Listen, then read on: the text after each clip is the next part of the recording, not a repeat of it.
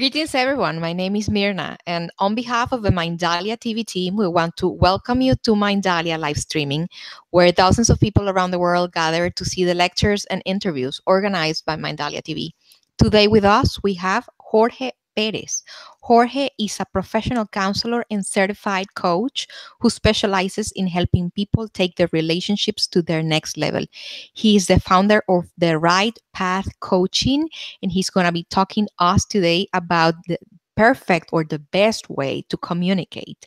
Before starting, we want to remind you that if you want to help other people just like you to take or have access to the content we share in Mindalia TV, you can just like this video, subscribe to our channel, or leave us a positive comment down below. That's going to help us reach more and more people that can, as I said before, benefit from the content that we share in our channel. Also, while we are live streaming, we have the chat. It's an active chat and it's an excellent tool for you to interact. At the end of the talk, Jorge is going to be answering the questions. Just remember the format, the word question, the place where you are seeing us from, and the actual question that you want answered. Without further ado, Jorge, the screen is yours. Thank you so much, Mirna. Thank you so much for having me on your channel and for allowing me the opportunity to share with your community tonight.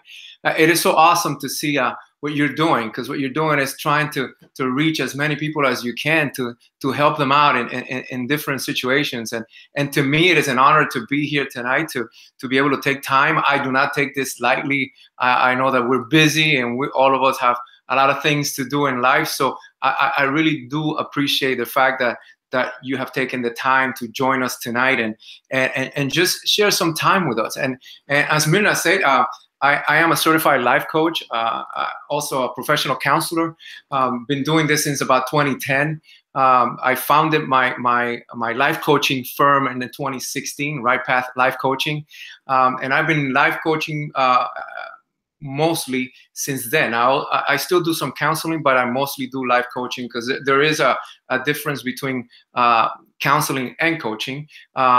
Real quick, I just clarify that because a lot of people ask me that question. What is the difference?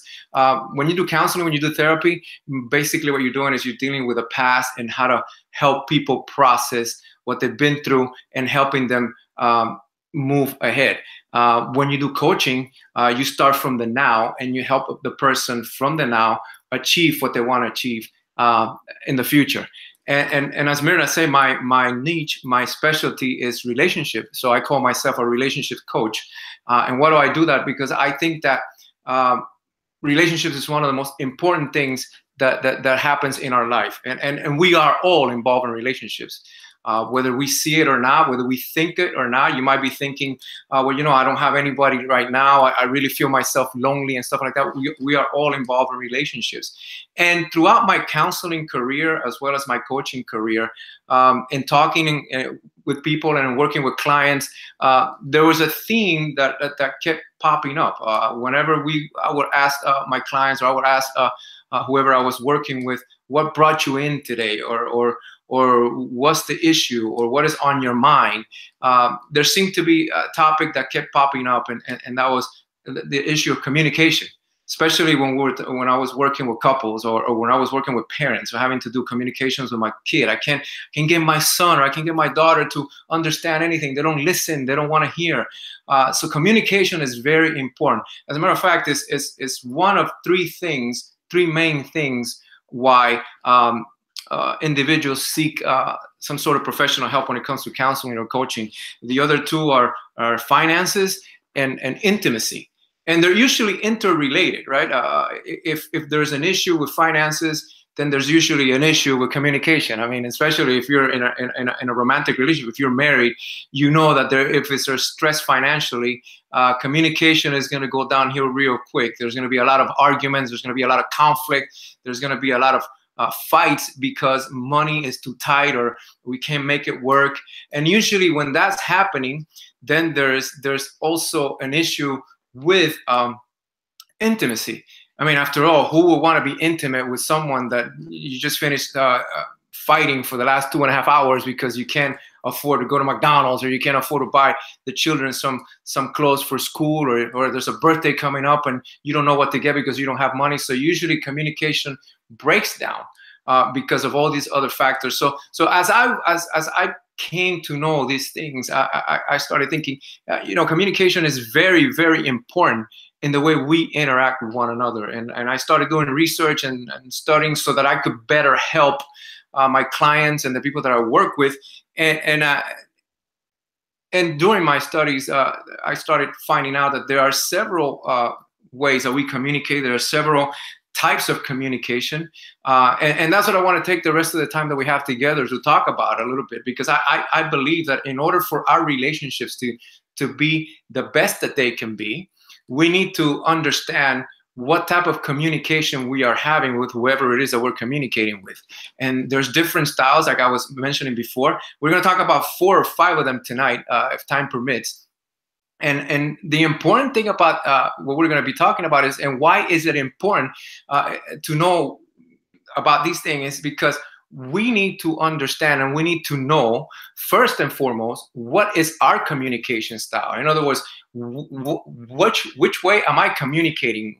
How am I coming across? Am I being understood? What am I doing? That's the most important thing. You need to understand your communicating style. And also the next step in having a good communication with someone is that you need to understand the communicating style, or the communication style of the person that you're communicating with. Especially if it's your wife, right, or your husband, you definitely want to know what communicating style or what communication style they have, because that's going to save you a lot of problems. It's going to save you a lot of conflict. It's going to save you a lot of arguments. It's going to be more understanding. But now there's also another interesting thing about what we're talking about. It is very important to understand your communicating style, and you have a main one that we all operate under. But the 4 or 5 that we're going to talk about tonight, there's also important to understand that we can move in and out of all these communication styles depending on the situation. And when we get to be what I like to say, a master communicator, right, is a person that according to the situation or the time that they find themselves in, they're able to navigate these different styles of communication. So that's what we're going to be talking about today. And hopefully at the end of our time together, you will have a clearer understanding. At least my intention is that by the end of our time together, you will know yourself, well, what type of communicating style you operate under. And if you're in a relationship, or if whether it's you have children, or whether you're married and have a husband or a wife, or you're a boyfriend, girlfriend, or even your boss or co-workers, you're a team leader, you're a supervisor, you're going to start understanding. When you go back to work, you're going to start understanding the communication style of the people that are around you, and that way you can communicate better. So I don't want to take any more time. I want to make sure that we use the time expeditiously. So here we go. So the different communicating types of communication. The first one that I want you to remember and start thinking, as I start talking about these different types of communication, start thinking whether this is you or this is really fits in with your style. The first one that I want to talk to you about is the assertive type of communication. Assertive type of communication, and assertive communication. This is the type that is it is born of a person that has a very high self-esteem.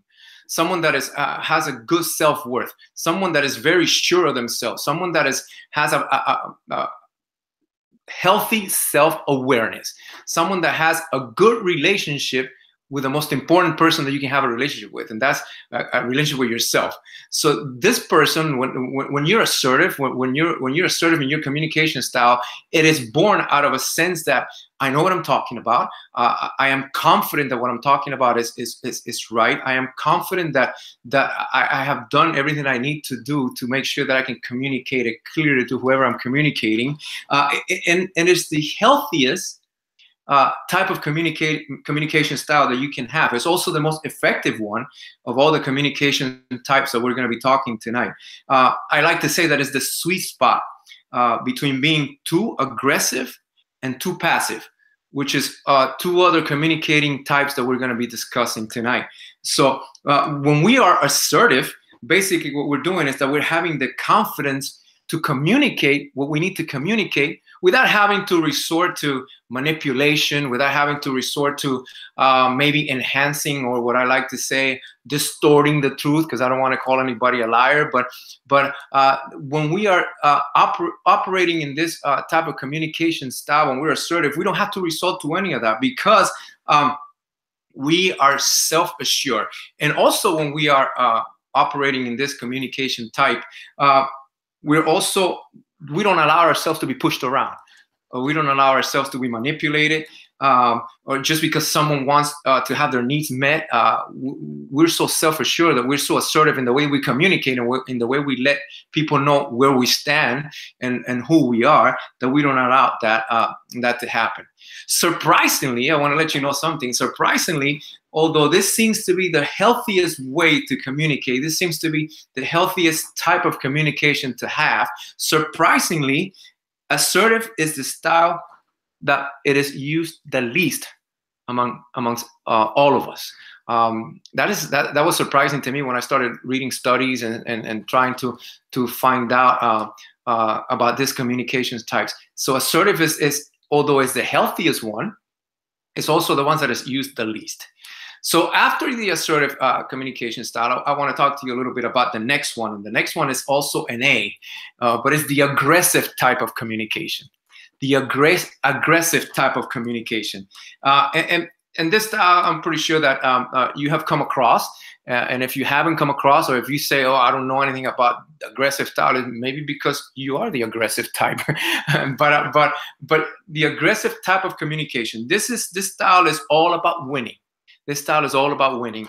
You know, this style is I am going to assert myself. I am going to make sure that I get my point across, and I'm going to make sure that no matter what, I am going to win this argument. I am going to win this conversation. I am going to make sure everybody knows that I'm right.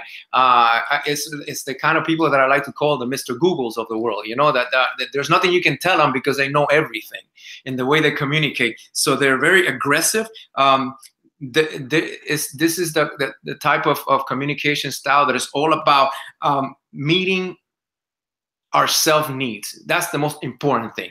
It doesn't matter what the other person is trying to communicate, what the other needs are. I'm here to try to meet my needs, and that's all that I care about, and that's all that I'm going to try to communicate. That's the aggressive type. It is a communication style that the message might get lost, because you know, when you're dealing with this type of person that's communicating with you in an aggressive style, or maybe you sometimes, I know I have sometimes moving into this type, especially when I'm heated, when I am having an argument, when I have kind of like being bothered by something, I move into this aggressive type of communication style. And you might have noticed that, and you can pick it up right away if you're dealing with someone that is in this aggressive type of communication, is because they don't let you finish your sentence. You know, when you're trying to say something, they don't let you finish. They talk over you. They finish the sentence for you. They try to finish your thoughts. They're trying to figure out what you're thinking. And why is this happening? Because in our minds, when we're operating in this aggressive type of communication style, in our mind, what we're thinking is, how am I going to answer already? Because I'm not interested so much in clarifying anything. All I'm interested is in winning the argument, making a point, and making sure that people know that I am right. So that's the aggressive type of communication.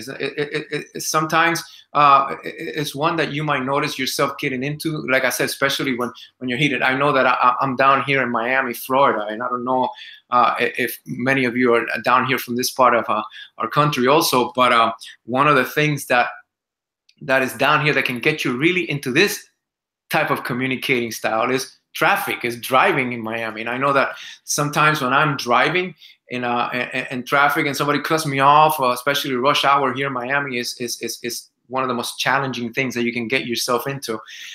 You're driving and you're trying to get to a place, and someone cuts you off, and then they wave at you with one finger, right? Boy, that gets me really into the aggressive communication style, because now it's about my needs. Now it's about, I'm trying to make a point, and I don't care about the other person. So that's the aggressive type. And that's two already that we've discussed. That we discussed the assertive, which is the healthiest one we talked about. Then we moved into the aggressive, which is all about us winning and all about us making a point, regardless of what anybody else says.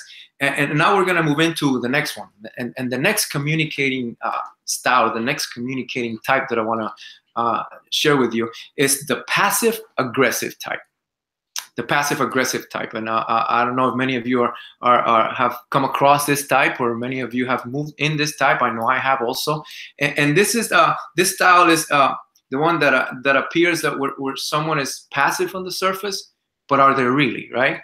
They might be passive on the surface, but they're really angry about something, or they're really not happy with something that is going on, but instead of communicating and instead of stating and instead of, hey, listen, we need to talk, or we need to discuss this thing, we need to get this clear away, we need to make sure that we're understanding one another. Instead of doing that, we're not going to do that. We're going to shut down and we're going to make it appear that everything is okay, but in reality things are not okay. And what we're going to do, our intention is in this type of communication, is that we're going to appear like everything is okay, but the undertone is that we are going to sabotage whatever it is that is happening. And this is pretty common. I've seen this very common style of communication, especially in partnerships, relationships, in marriages, or in partners that live together, or boyfriend girlfriend type. And you know, maybe you have experiences. You know, for example, a husband and a wife, something is going on, and a husband asks the wife, honey, is there anything wrong? And what's the answer? No, everything's okay. But you, as the communicator, as the one that asks the questions, you know that something's wrong.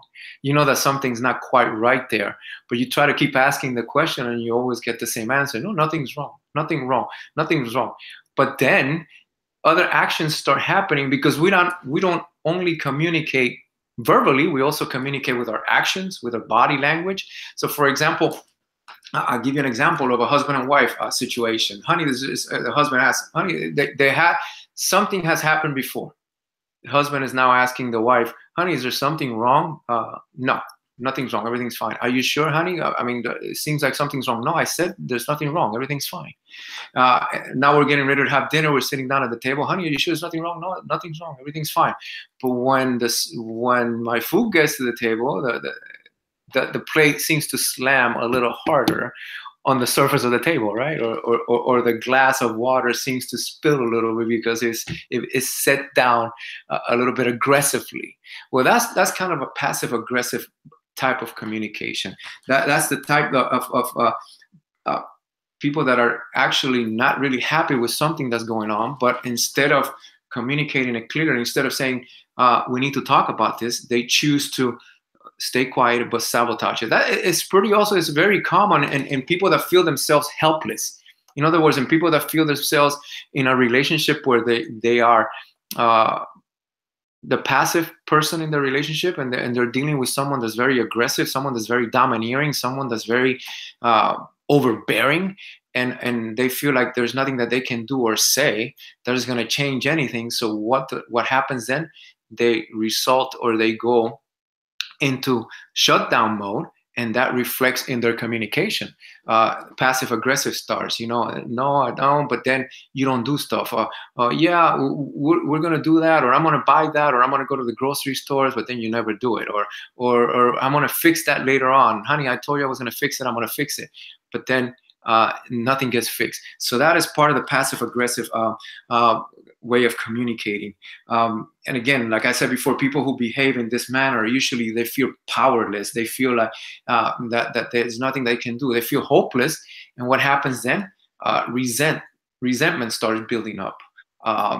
Those resentment comes up, and anger starts building up. And what happens?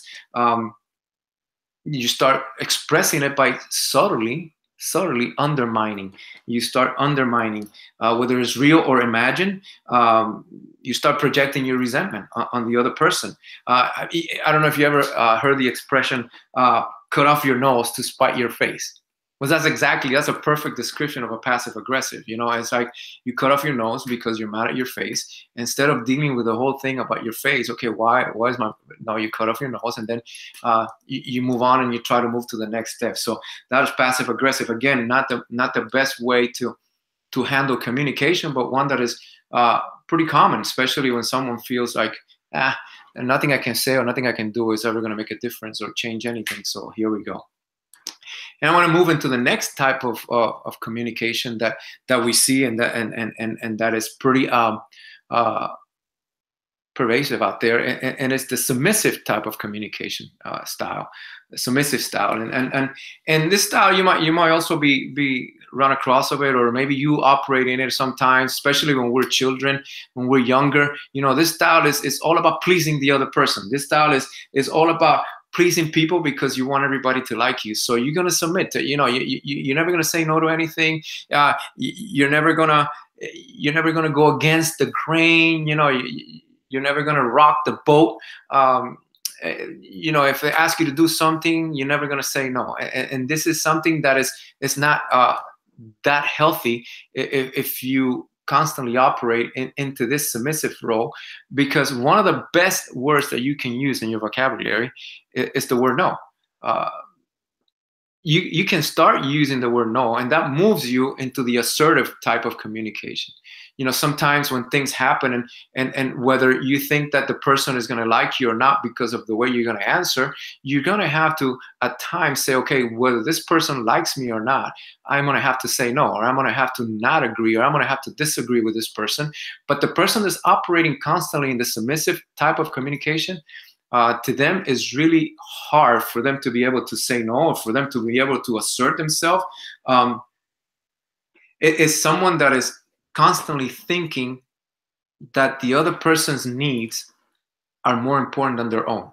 So it's someone that you might have seen this happen. You might have known someone close to you that you see this happen. They're always putting everybody else ahead of themselves. Everybody else's needs are more important than theirs. So what happens then? You start neglecting yourself because you're so concerned with pleasing the other person, with making sure that the other person is okay. And what that leads to, and going back to psychology and the psychology of it all, is that leads to a codependency. And that's definitely not healthy, because then your life depends, your happiness depends on whether the other person is happy or not. Your day, whether you're going to have a good or a bad day, depends on whether the person that you're dealing with, you're communicating with, is having a good or a bad day. So what happens to the submissive person, or the submissive type of communicator, is that they're always trying to figure out, are you okay? Is there anything I can do? Are you sure you're okay? What can I get you? What can I do for you? Tell me, please. Tell me whatever you need. I'm here to help you. Whatever you need, let me know. So what that happens is that it leads to the next type of communicating style, because especially if the other person understands this, the next style, and I'm going to intermingle the two of them. I'm going to be talking about them at the same time. But the next style of communication, the next type of communication, is the manipulative. The manipulative style of communication. So imagine this for a second. Imagine that you are submissive type, and you are dealing with someone that is manipulative. So guess what's going to happen? The manipulative type of communicator is going to pick up on this, and then what's going to happen? They're going to start taking advantage of the situation. They're going to start manipulating the situation even more to their advantage, because they know that you're not willing to say no. You're not willing to assert yourself. You're not willing to say, hey, listen, I understand what you're saying, or I see where you're coming from, but I don't quite agree, and I don't feel comfortable with doing this, or however it is that you need to deal with it. But if you're operating in a submissive type, it's always about the other person. It's always about the other person. And let me tell you something. This is one of the most exhausting things that you can operate under. You're going to be tired. You can never think that you're going to be able to please everybody all the time. You can be saying yes 100% of the time, and you're still not going to please someone 100% of the time. You're going to have to understand that. You're going to have to realize that. And not only that, then you're going to have to go back and say, okay, why is it that I feel the need to operate in this type of communication all the time? What is it that makes me that is hard for me to say no, that is hard for me to assert myself. What is it? What's happening here? You're going to have to go back and try to process those things, because that's the only way that you're going to get to the assertive type of communication, where you're going to be able to stand up for yourself, where you're going to be able to make your point in a way that is clear, in a way that is respectful, in a way that is not hurting anybody, but it's making sure that people know where you stand. So that was the submissive. And then the last one that I want to talk to you about, and then we're going to talk a little bit about the benefits of understanding all of this. We're going to bring it all and we'll put it all together and break it down a little bit more and see how we can apply it. But the manipulative is this is a style of communication where constantly scheming. And if you have young children, if you have young kids, man, kids for some reason, even when they don't even talk, that you can already see that they operate mainly in this type of communication type. I recently became a grandfather, and my grandchild is not even a year old, but man, you can see that he can't even talk that well yet, but you can see how he moves in this manipulative style. When he wants something, boy, he knows how to try to get it, and he starts crying, and he starts throwing things around, or he starts screaming, and there's nothing wrong with, like, check the pamper. Is he fed? Is he dry? Is he bleeding somewhere? No, nothing is happening. No, he's trying to manipulate you into getting what he wants.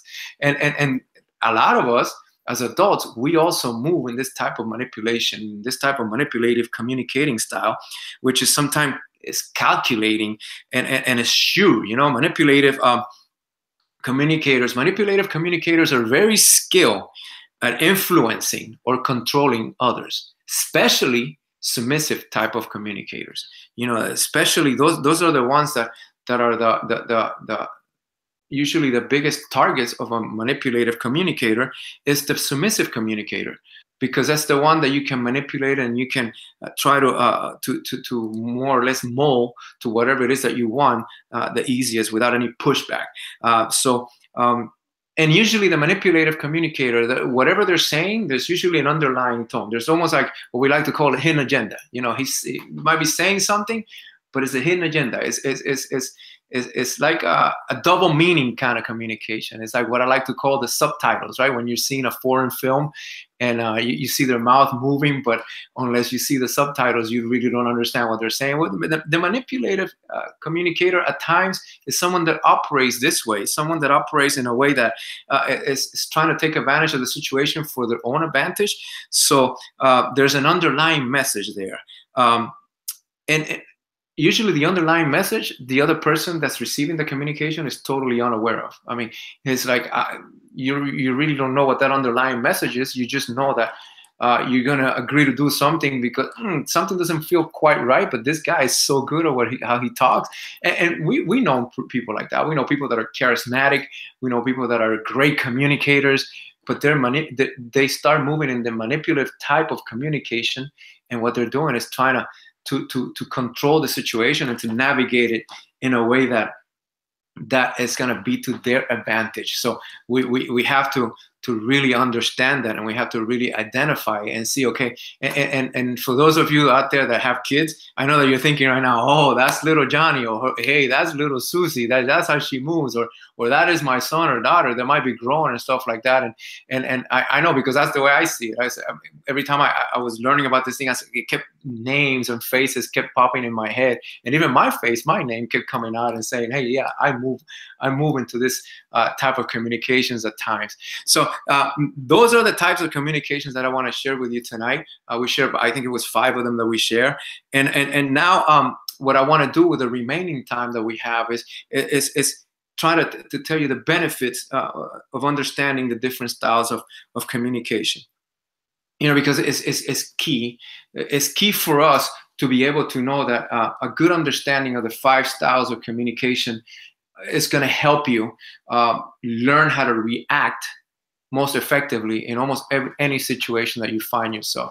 Like I was saying earlier, if, for example, if you, I was talking to Myrna before we came on air, if you're in a marriage situation and the husband is an aggressive communicator, and the wife is an assertive communicator, guess what's going to happen if they don't realize this? When they start communicating, more than likely they're going to end up in a fight. So that's when it's important to understand that you can also move in and out of different types of communication according to the situation that you find yourself in. For example, using that same example of the aggressive communicator and the assertive communicator. For example, if you find yourself in this situation where you're the aggressive communicator or you're the assertive communicator, and the communication is not going the way it's supposed to be, as the adult, as the one that's realizing this, you might feel the need that you say, okay, you know what? For the next few interactions, I am going to move into the passive or the submissive communicator, because I need to bring the tone down of this communication so it doesn't continue to get heated. Another example is one of the examples. One of the mentors that I talk to says, "Hey, man, if somebody shoves a gun in your head, I don't care what type of communicator you are, whether you're aggressive, assertive, or whatever, you are going to have to go into the passive and to really submissive communicating type, because you don't want anything to go wrong." And you think about that, that's an extreme, but that's a good point to make, that depending on where you find yourself, depending on what type of conversation you're having, depending on where the conversation is going, you might have to tone it down. You might have to say, okay, I started this communication as an aggressive or as an assertive type, but I understand that I'm not getting understood and I'm getting some pushback, so I might need to move in a different direction here. Or the person that I'm communicating, you might realize from the get-go, before the conversation even starts, because you have heard this person communicate before, because you have heard him or seen him communicate or her communicating with another person before, and you understood, you say, okay, this person that I'm going to talk to, I know she or I know he's an aggressive type, so I can't come as an aggressive. I can't, but I'm not going to come as a submissive either, and I'm not going to come as a passive aggressive either. I'm going to try to be assertive and see where that goes. And if I need to move, I will move out of that, in and out of that. So that is the benefit of understanding. First of all, your communicating type. Second of all, the person you're communicating with and is communicating back to you, what is their type? What are they moving? And for you to also understand that you can move in and out of this communicating styles, because the objective here is to be able to communicate. It's not to argue. It's not to fight. It's not for the communication to break. This is what I try to tell couples and partners when I work with them as my clients. I always tell them, every conflict that you have is one conversation away from getting resolved, and the objective has to be that the reason we are communicating is because we want to make our relationship stronger. The reason we're communicating is because we want to see our relationship thrive and our relationship move forward. We're not communicating to break us apart. We're communicating to bring us together. And that's the same mentality that we have to have, even if we're not talking to our wife or our husbands or our children, even if you're just talking to a coworker, even if we're finding that we're having problems communicating at our work. Okay, why is it that we're having the issue here? What's my style? What's their style? And the issue here is, do we want to make this working relationship closer, or do we want to break away? Well, obviously, if you got to work with a person, you want to make the relationship as good as it can be. So the objective always has to be, okay, the reason we're having this communication is to enhance the relationship, not to break it, not to make a point, not to win an argument. Remember, not to be a Mr. Google. Remember, that's the aggressive type of communicator. So that's why it's so good to understand which sphere we're communicating in, which sphere we're moving in and out. And it will help you to recognize that you have to be able to move in and out. And remember, it is your choice. It's always going to be your choice which type of communication style you are going to go with in whatever situation. And remember that being the assertive type is the most effective. But the other styles, the other types that we talked about tonight, are necessary in certain situations. Going back to the example of somebody mugging you or somebody robbing you, you're going to have to be submissive in that type. But just remember this. This is one of the takeaways that I want you to take away with you tonight, is that good communication skills require a sense and a high level of self-awareness. And what do I mean by that? That in order for us to communicate well, we have to have a good sense of our self-awareness. What is it that we're lacking? What is it that when we are going into a conversation, what's affecting us? What are the blind spots that I might not be seeing? Why am I uptight going into this communication, into this conversation? Why am I feeling tense when I'm getting ready to talk to my spouse? Why am I being bothered when I'm getting ready to talk to my child, to my boss, to my team member, to the one that I supervise? That sense of this was going to be key in whether the communication is going to be a positive or a negative one. And for that to happen, the most important relationship that needs to take place, the most important thing that needs to happen is that the relationship that you have with yourself needs to be healthy. The relationship that you have with yourself needs to be one that is strong, needs to be one that is assertive, needs to be one that is confident. Because when you have that type of relationship with yourself, then you're going to come across as someone that is not out to get someone, not someone that is not out to manipulate or take advantage of anyone. No, you just want to make your point. You just want to move a relationship forward. You just want to make things better. But you have to have that sense of self-awareness. If you don't have that, then more than likely your communication is going to go wrong somewhere, because if you don't have that self-awareness with you, then you're going to go into the communication somewhat afraid or somewhat uncertain, somewhat insecure, and that leads to all kinds of issues and problems. So you have to understand that if you're serious about strengthening your relationships, whatever those relationships might be, if you're serious about reducing the stress that comes from conflict and that comes from that tension that happens when we're communicating in ways that we're not supposed to, if you're serious about decreasing the unnecessary anxiety in your life, the unnecessary anxiety that is brought on by all these things, communication, and oh my God, I'm going to have this conversation. Have you ever heard someone say, oh, I'm not looking forward to having the talk. I'm going to have a talk. I'm going to have a talk with my son. I'm going to have a talk with my wife. I'm going to have a talk with all that stuff. Even in the way that we say it is bringing anxiety on us, is bringing stress. And if we're serious about getting rid of all of that, then we need to do the most that we can to operate as much time as we can in the assertive type of communication. Because remember what we said at the beginning, that's the healthiest one, even though it's the least used by people. It's the healthiest one.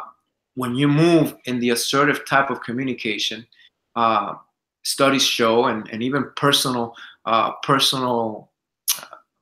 history shows that it will help you diffuse anger, whether it's anger with yourself, anger in you, or anger in the person that you're communicating with. It will help you reduce guilt. It will help you build better relationships. It will help you in your personal life, and it will also help you in your professional life. And also remember something else, that the first rule of effective communication, the success of communication, it always lies, and is always the responsibility of the communicator. It's always the responsibility of you, the communicator. And being a good communicator is also comes with the fact that you have to be a good listener. To be a good communicator, whatever style you're moving in and out, or even if you're the assertive, if you have gotten yourself to be an assertive communicator, remember, in order for communication to be good, you're gonna have to be a good listener. You're gonna have to be an engaged listener. You're going to have to be what we like to call an active listener. And what does that mean? When you're communicating, when you're conversing, when you're talking with someone, engage with them. Eye contact, look interested. If you're sitting down, lean forward. When you lean forward, when you're talking to someone, man, it makes the other person feel, I know in my case, it makes me feel like that person is really paying attention to me. They're really interested in what I got to say. But if by the same token, if when I'm talking to someone, that person is like leaning back and it's like looking away from me, and what that makes me think is, okay, this person is already thinking what they're going to say. They're moving in the aggressive type of communication style. They're just trying to make a point. They're trying to win an argument. They're trying to win the conversation. So that in itself, then it makes me move to a different type or it makes me shut down. It makes me not want to talk to somebody, or it makes me not want to talk to anybody at that point. So that remember that in order for you to be a good communicator, you have to be a good listener, a good receiver, because remember, communication is a two-way street. It's the communicator and the receiver. And I like to say that, and especially when you feel something that is not going right. There's an exercise that I like to do, and I wrote it on my notes, and I wanted to share with you guys because I think it's going to help you in your communication.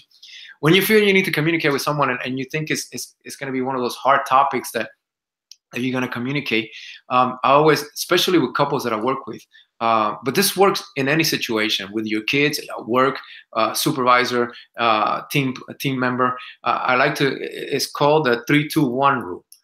3-2-1 rule. And what does that mean? That the communicator, the person that's going to start the conversation, of course, you're going to have to talk about this with the other person, and so they know what's going on.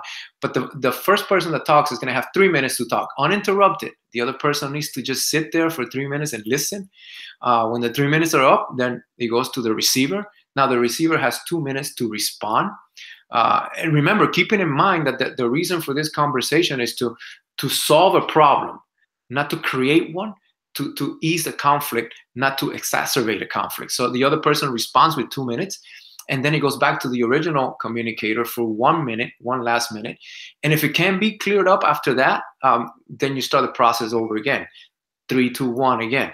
But I always tell the clients that I work with that this shouldn't go for more than 30 minutes. You don't want something to go for 40 minutes, 2 hours, 3 hours later, just because then people get just frustrated.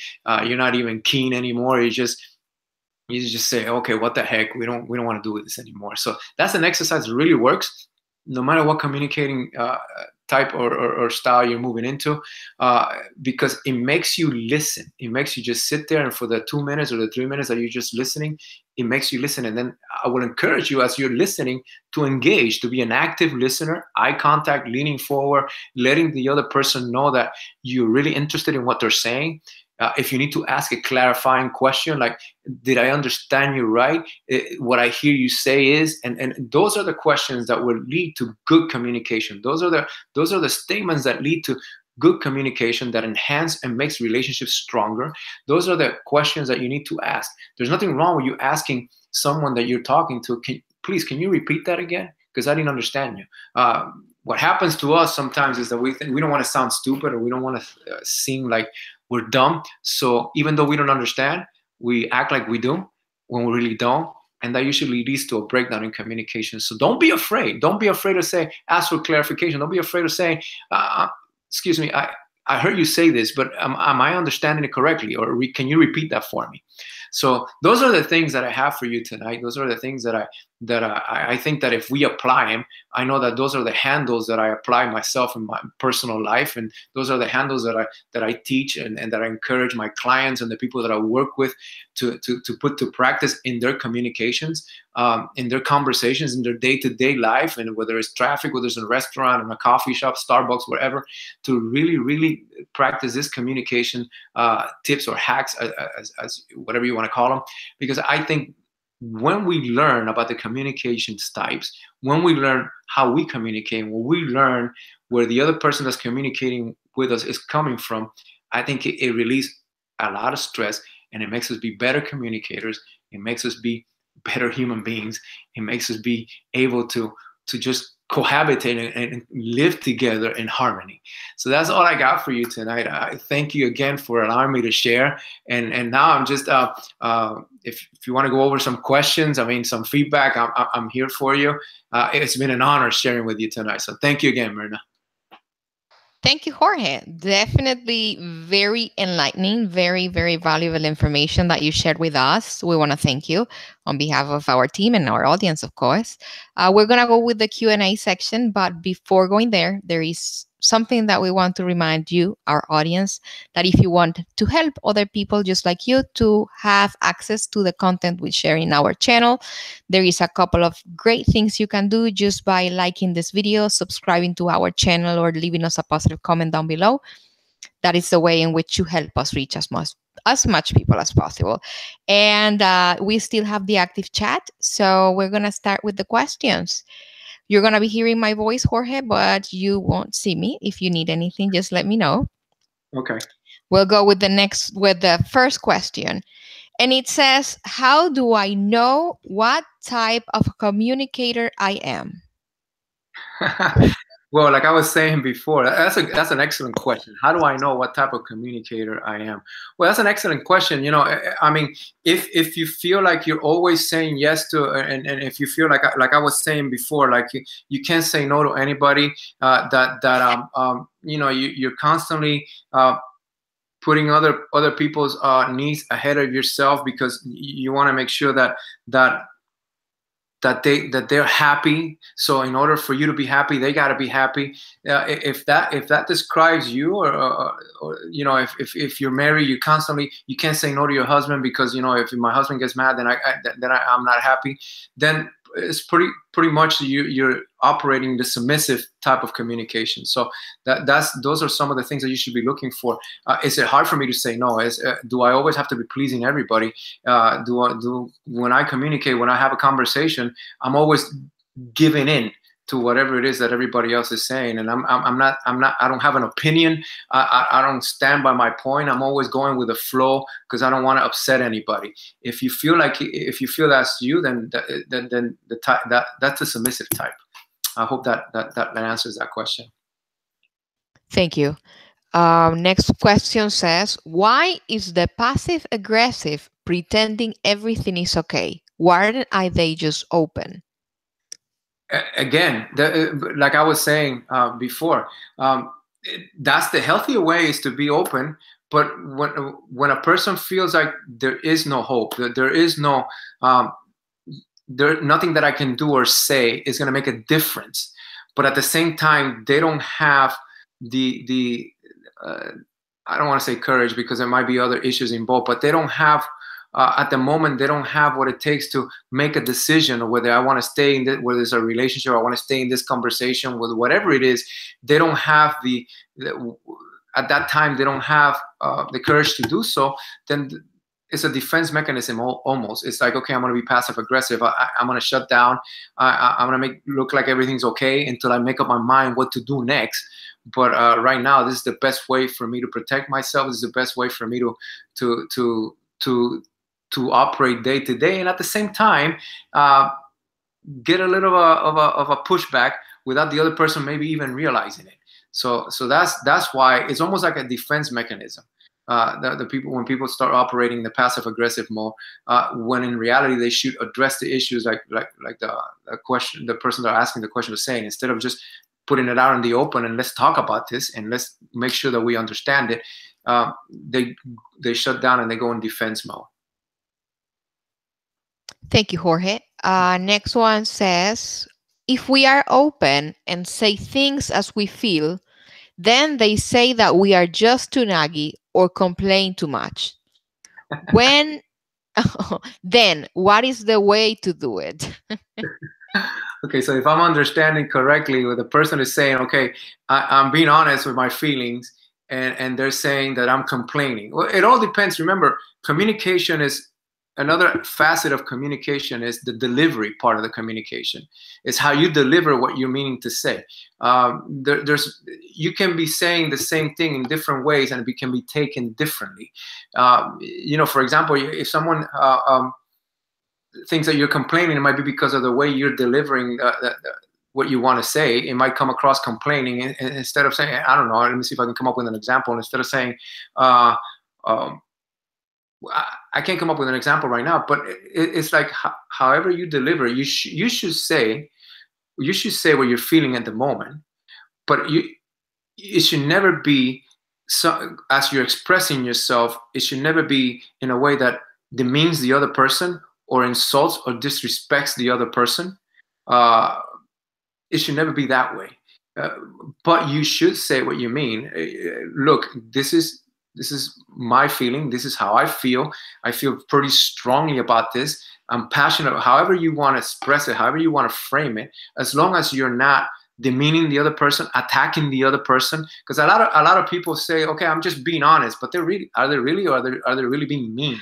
You know, just let's say that you tell somebody, hey, that you really look fat wearing that dress.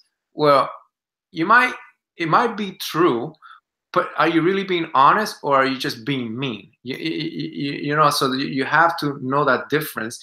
It's like, you can communicate. Nobody, you should never suppress your feeling. You should never suppress the truth in you. However, it's how you deliver that truth, whether you do it in kindness, whether you do it in love, or whether you just do it in a spirit of meanness and in a spirit of attacking, because then that just makes you look bad. Thank you, Jorge. Next question says, I don't understand the difference between the passive aggressive and the submissive. Yeah, I get you. Because the passive aggressive, in a way, is sabotaging. You know, the passive aggressive is doing something to kind of like not go with the flow. The submissive is yes, yes, yes, yes, yes, constantly. For example, if they say yes, I'm gonna pick you. You know, somebody says, hey, can you pick me up tomorrow at 4 o'clock in the morning? They might really not want to do it, but it's like, yeah, I'll be there. And they're there at 4 o'clock in the morning and they pick you up. So that's a submissive type, because they don't want to say no to you. The passive aggressive might be this way. And this might not be a good example, but it's maybe you can understand me. The passive aggressive person would say, yeah, I'll pick you up at 4. I'll pick you up at 4. Yeah, no worries. I'll be there at 4. And then they don't show up. And you start, oh man, you know, I forgot, or I didn't wake up on time, my alarm didn't work, you know, I'm on my way now, but in the meantime, it's already late. That other person has already been messed up. So it's a little bit of a sabotaging idea under there. That's the difference. I hope that answers it. Very interesting. Thank you, Jorge. Next one says, I wonder if knowing this would help me. Well, it's more like a comment. Would help me get along better with my employees. How can I find out who is who? What type? For that's a great thought that the person is thinking already. And I tell you, once I started learning about all these types and communication, when I started learning this, I was leading a team. And what happens is you really have to start paying attention to the communications that you have with your team, and how you do that. I mean, you have to have relationships, and how you start developing that is having one-on-one relationships with your team members. I mean, you might ask a team, if you're a supervisor, you might ask a team member to go to have coffee with you and just have a conversation and start seeing where they're coming from. Or if you're not a supervisor, or if you want to know what type of communication style your supervisor has, that's usually not the case, because you right away how they move. But you can do the same thing. Hey, can I have 5 minutes of your time? I just want to ask you some questions. But yeah, you can definitely, it will help you if you're a team leader. It will take your leadership to the next level, understanding what communicating style they're coming from. Because again, communication has a lot to do with how our day is going, right? I mean, I always like to say that just because the first interaction that you have with a team member is like, it might be negative. Well, take the extra time to try to find out what caused that person to come across that way. Maybe they just had an argument with their wife or their husband or their child before they got to work, and now the next interaction is with you, so they take it out on you. And instead of you getting to that level and try to engage, try to take a step back and be an assertive communicator, right? The healthiest one, and try to figure out, okay, what caused this person to act this way? I'm going to try to find out. And that's how you figure it out. Thank you, Jorge. The next one states, what or which of these types should we use as parents while educating our children? And I got to go back to the assertive type. When you're a parent, you have to be assertive with your children. Manipulating doesn't work. Aggressive, definitely. It might work at times. I mean, if you see your child running across a parking lot, getting ready to run into traffic, you might have to be aggressive in the fact that you're going to scream at him and you're going to try to get his attention. It might work in that time. But I think that when you're a parent, when you're a dad, when you're a mom, being assertive, and when I mean being assertive is understand who you are, understand where you're coming from, communicating in a way that is going to always reassure your child that you love them, that you care for them, that the reason you're communicating whatever it is that you're communicating to them is because you care for them and you want to see them succeed. As long as you communicate in that sphere, in the assertive type, and whether that means that you have to first educate yourself in whatever it is that you're trying to communicate to your child, then that's what you need to do. But the assertive type of communication is the healthiest one for both of you, for the parent and for the child, because when the child starts receiving that kind of communication, it makes them feel safe in the relationship that they have with the parents. It makes them feel, you know what, okay, my dad or my mom right now, for example, let's say that you have to ground your child, or he's grounded. But as long as your child understands, okay, even though I'm grounded, my mom and my dad love me, and the reason I'm grounded is because of a consequence of what I did. As long as the child understands that, everything is going to be okay. But how that comes about is in the assertive type of communication from the parent to the child, and understanding also that the majority of the children are going to be operating in what kind of communication style? The manipulative. So the child is just going to be a child. He's going to try to manipulate the situation. He's going to try to project the responsibility on someone else. Oh, it wasn't my fault. You know, the dog ate the homework, that kind of thing. Johnny was the one that stole the gum. It wasn't me. He put it in my pocket, that kind of thing. Remember that the kids are going to be kids, and they're going to operate in that type of communication. Thank you so much. And next one, it states, how can I learn to communicate assertively? That just comes with understanding. Again, remember what we say. You have to work on your self-awareness, right? You have to start by knowing yourself. Okay, who am I? Am I an introvert? Am I an extrovert? What happened when I was growing up? Did I always let other people bully me when they were talking to me? Was I one that was always talking? Was I a screamer? Was I one that was passive? The self-awareness is your first step. Your first step is understanding who you are as a person, and understanding what you stand for, understanding what you will not compromise on, understanding what you are willing to bend, what you're willing to accept. Once you start understanding that for yourself, before you even start talking to anybody, then you can start moving into the assertive type, because then you're going to come across as assertive. You're going to come when you start talking about something that you're passionate about, when you start talking about something that I'm not going to compromise on this point.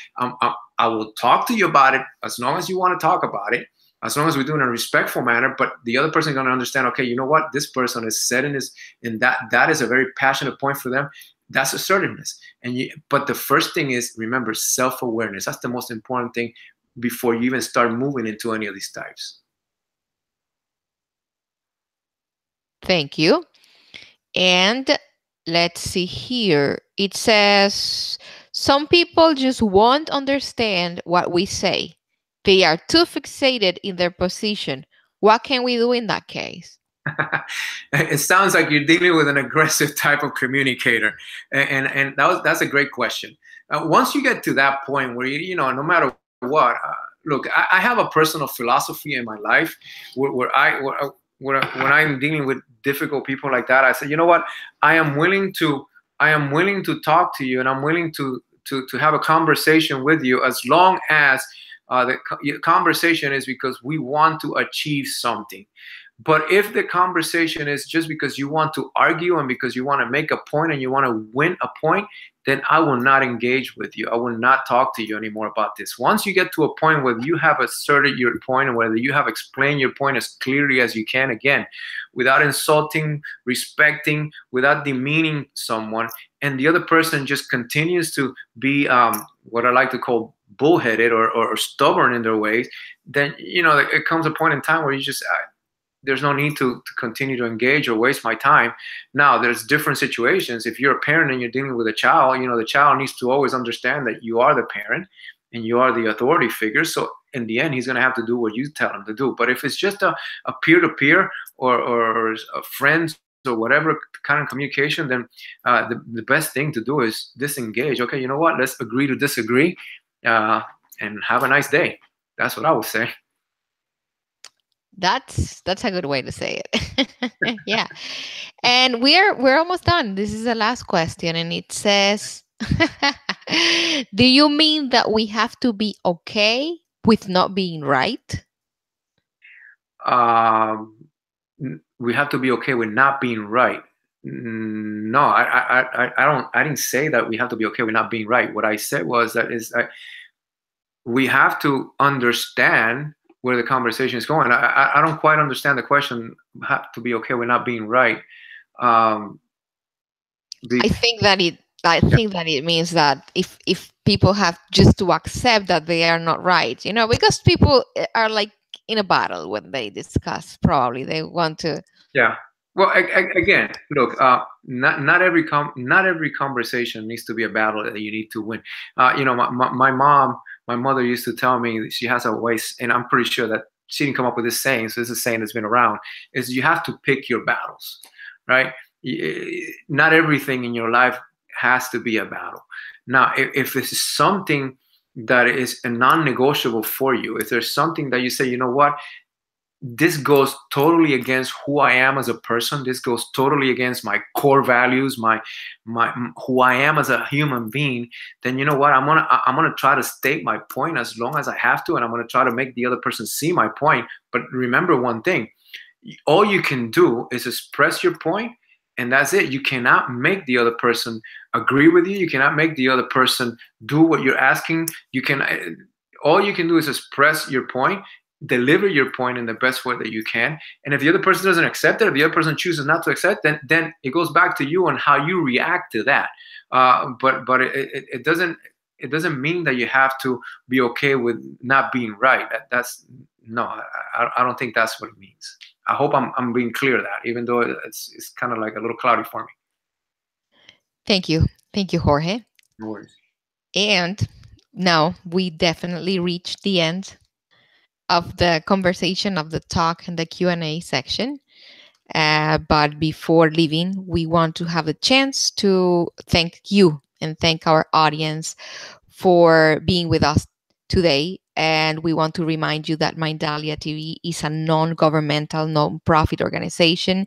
We are just committed to help raise the level of consciousness in the world, and you can help us just by liking this video, subscribing to our channel, sharing this video with someone that you know that is going to take advantage of this content, and just leaving us a positive comment down below. You help us reach as much people as possible. And before leaving, we just want you, Jorge, to say bye to our audience and leave us with a nice advice or a couple of words before saying goodbye.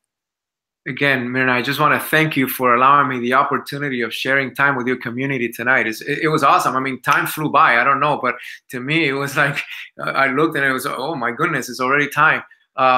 It's awesome to know that people always are interested in getting the relationship to the next level. And to me, if I was to leave you with any kind of thought, it's that always remember that the most important relationship that you can have is the one that you have with yourself. You have to be okay with yourself. Find out ways to love yourself. Find out ways to understand yourself. Find out ways to talk to yourself in a way that's going to be encouraging, uplifting, because we are here for a purpose. We were created on purpose for a purpose, and we just got to find what that is. So I hope that your audience stays healthy and blessed. I hope that you continue doing what you're doing, because it's amazing what you're doing. And I'm honored to be here with you tonight. Okay. And to our audience and to you, just thank you for being with us. And until next time, goodbye. Goodbye.